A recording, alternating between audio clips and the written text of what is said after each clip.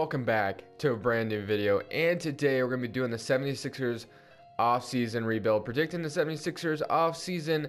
They finally lost to the Celtics yesterday, put up a very good fight, almost even won the game and stole home court, or not steal home court, but they almost won at Boston's home, so that would have been cool. But the 76ers came up short. They barely lost, but now the 76ers are going to be watching the playoffs from their couch, guys. So I'm actually up super early trying to get this video out for you guys, so if you guys could leave a like, I would really appreciate it. I'm up very early, honestly. I should not be up this early, but I had to get this video out for you guys today, so we're going to make sure it does get out to you guys today. But the 76ers are one of the intriguing teams this offseason that can land LeBron James, people have even been talking about Paul George lately. I mean, it's just interesting. So the 76ers apparently have 6 picks in this upcoming draft, and they're projected to get, we get the second pick. That is not realistic, though. I think the Lakers, I don't think they'll get the second pick. Their projections are weird, but I think they're projected to get the 26th pick and the 10th pick. So I'm going to be trading down, getting the 10th pick and the 26th pick. So I'm going to be doing that. I'm going to keep Brett Brown as the head coach, and I'm going to make sure to get these picks real quick. Let's get these picks. All right, got to turn trades back on, of course. Turn these back on, and then I'll get these picks correct. So we got the second pick, which is not going to happen. But yeah, they have 6 picks in this upcoming NBA draft, so that is crazy. But we're going to get the 10th pick. Let's see who has the 10th pick. The Knicks, I mean, a little bit. Makes a little bit more sense. And then the 24th pick. Let's trade down for the 26th pick. And let's make that. Really? Are you serious? You really just can't trade down? You literally are moving up 2 spots. Why do you need it? Whatever. I'll take it. I don't understand that. But what I'm gonna do is send you I'm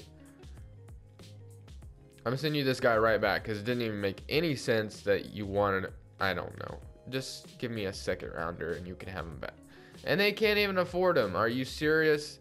Whatever. We'll keep him then. Anyway, of course, you got Ben Simmons, Joel Embiid, and they're looking to add another star this offseason. Of course, there's been talks about LeBron James. But I've also heard people talk about Paul George lately, and there's other players that could possibly grab. Let's go ahead and go through this offseason. Let's get it done. We have the 10th pick. Now, I'm wondering if we should trade this 10th pick. We have a lot of young talent already as it is. Should we keep this 10th pick? And they got to figure out what to do with Markelle Fultz, which I could potentially see them trading him this offseason to add another star if they strike out in free agency, because, I mean, Ben Simmons is going to be the point guard going forward. What are they going to have Markelle Fultz do? Come off the bench? Or are they going to have him play off ball all the time? I think they're better off trading him, but I will just leave him for now in the video, so I'm going to leave him here. Robert Covington is a nice 3-and-D guy, so you want to keep him here, of course. But yeah, definitely. I'm going to go ahead and actually make my selection, though, with this 10th pick, because I'm not going to be trading it. And then we'll figure out who we get with the 10th pick, and hopefully we make the team a lot better. NBA draft, we got Shai Gilgeous-Alexander still left. We got Miles Bridges and Mohamed Bamba, so we're going to definitely decide between Miles Bridges and Mohamed Bamba. I'm just not sure which one to grab. I think it makes more sense to maybe grab Miles Bridges. I mean, we already have Robert Covington. Could potentially sign Paul George. So maybe getting a backup center in Mohamed Bamba wouldn't be a bad idea. Of course, there's Wendell Carter Jr. and Jaren Jackson Jr. as well. Never gotten either of these guys, but I'm going to go ahead and grab Mohamed Bamba for the 76ers since he's still here. I'm going to go ahead and see you guys in free agency. Also grabbed Kevin Knox at the 26th pick, so I'm going to go ahead and sign him as well, because why not? So we got Mohamed Bamba and Kevin Knox in this NBA draft. So as much as the 76ers didn't need them, when we get Rashawn Holmes and TJ McConnell back, I'll go ahead and bring those guys back. And then the rest of the guys declining. And now we're in moratorium day. Let's see how much cap space we have. We have negative 21 mil in cap space, but I think it might be because of JJ Redick's contract and Amir Johnson's, of course. So I'm going to renounce JJ Redick, renounce Marco Bellinelli, renounce all these guys. And then how much cap space do we have? Now we got 24 million in cap space. So we could move another contract in Jared Bayless, and that was going to help us afford another free agent, which is what we're going to need to do. So I'm going to go ahead and actually trade Jared Bayless with Let's trade Jared Bayless with Kevin. No. Well, let's see what we got. So we're gonna have Kevin Knox. We have a lot of small forwards, a lot of power forwards as well, and then Rashawn Holmes. So we definitely have potential to make a lot of moves for sure. So what I'm gonna be doing is trading. Let's trade Rashawn Holmes with Jared Bayless. So there's a young player going with Jared Bayless, I guess, to make the trade a little bit more better. So let's go grab a Zubac, Corey Joseph, John Lure. I just want a pick, honestly. Can we get a pick? Can we get a pick? Cody Zeller, Zubac. Can we just remove that just for a second round pick? Jared Bayless to the Lakers, whatever. So we'll make that happen. All right. So now we have about 34 million in cap space, which is what you love to see. Now I got to figure out, are we going to start Markelle Fultz? Do I think the Sixers will start him next year? I think, yes, there's a potential they will start him. Ben Simmons is probably going to play the power forward like he is doing, or Sarge is. I don't know. This team is just going to have to get it all figured out. Are they going to re-sign Redick as well? Is Redick going to be back on this team? It's something the Sixers definitely need to get figured out. So I'm going to go ahead and go in free agency. So Kevin Durant is here. Not going to happen, though. Paul George, I think, is a player that could actually potentially happen to go to the 76ers. I don't see that being a stretch. I think that's something that could easily happen. So I'm going to give him a 4-year deal, no trade clause. Let's try to land Paul George. And then Chris Bosh, Jabari Parker, Tyreek Evans is still here. They were interested in Tyreek Evans at the trade deadline, but I doubt they're interested in him now, giving him 27 mil. They could afford that with someone else. And then there's JJ Redick, of course, which I think they should possibly bring back, but I think if they brought back JJ Redick, it would be on a much cheaper deal. I don't think he's going to get, he's going to want a lot of money, and I might re-sign him. Let's see. I'll give him 12 if I can give him that much money. I don't think I can, though. So we are his #1 offer. So let's see. We got Paul George. Can we get both? No, we cannot. So fortunately, JJ Redick, we're not going to bring you back, even though I think there's a chance they will bring you back this offseason. But I think you're going to want a lot less money as well. I don't think you're going to want that much money like you're trying to ask for. But we do get Paul George, which is something that would absolutely be perfect for the 76ers. Mike Korzema did a video on it. It's just a great fit. So I think it's a great opportunity for definitely Paul George to come join this team, win a championship. It hasn't been talked about much, but I think it's something that could potentially happen.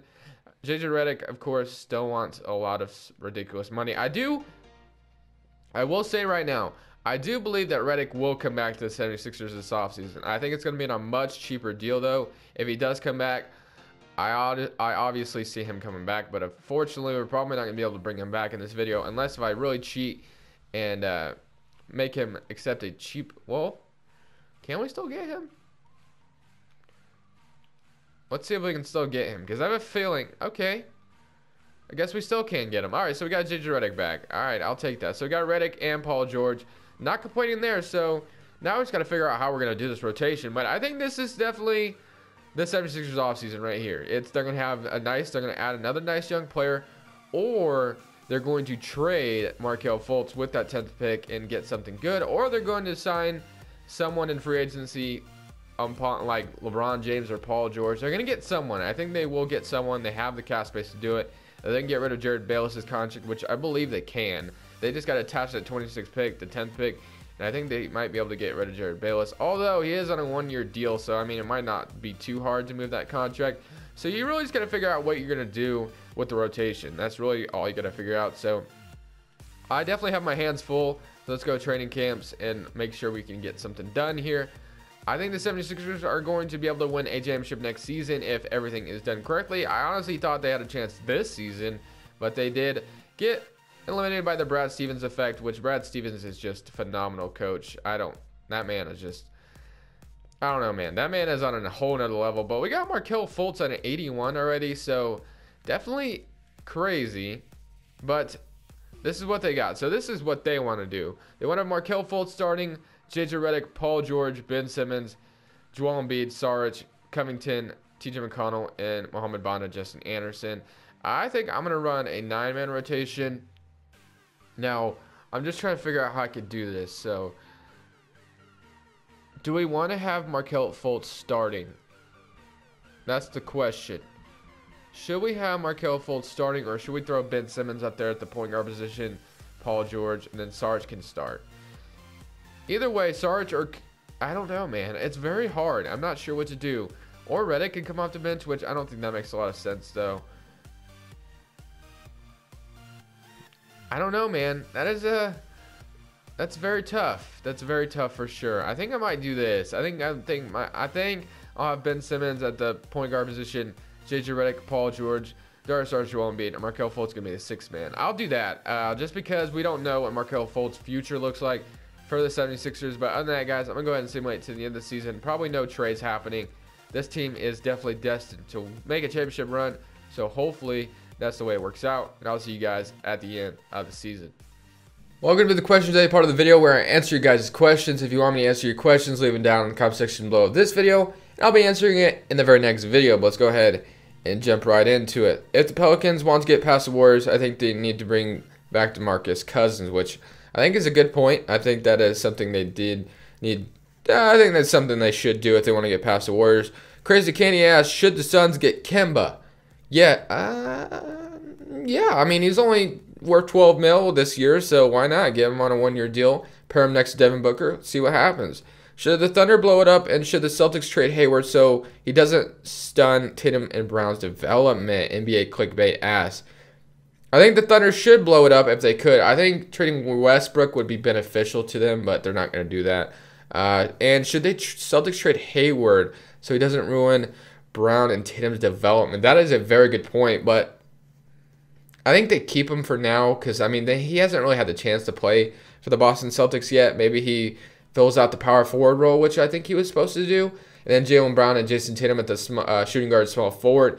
Very good point, though. And then Al Horford at center, I guess. Very good point, though.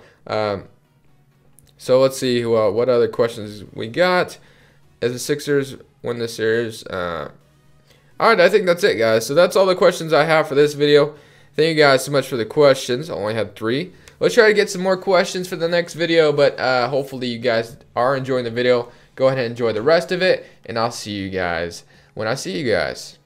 This season, LeBron James is your MVP. Marvin Bagley is the Rookie of the Year. JaVale McGee is your 6th Man of the Year. Rudy Gobert, Defensive Player of the Year. And Jordan Bell, Steve Kerr, same stuff as usual.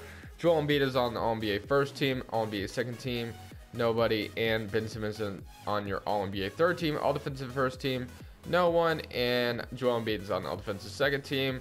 Rookies, we have Mohamed Bamba, maybe? No, we do not. No Mohamed Bamba. All right, so cool.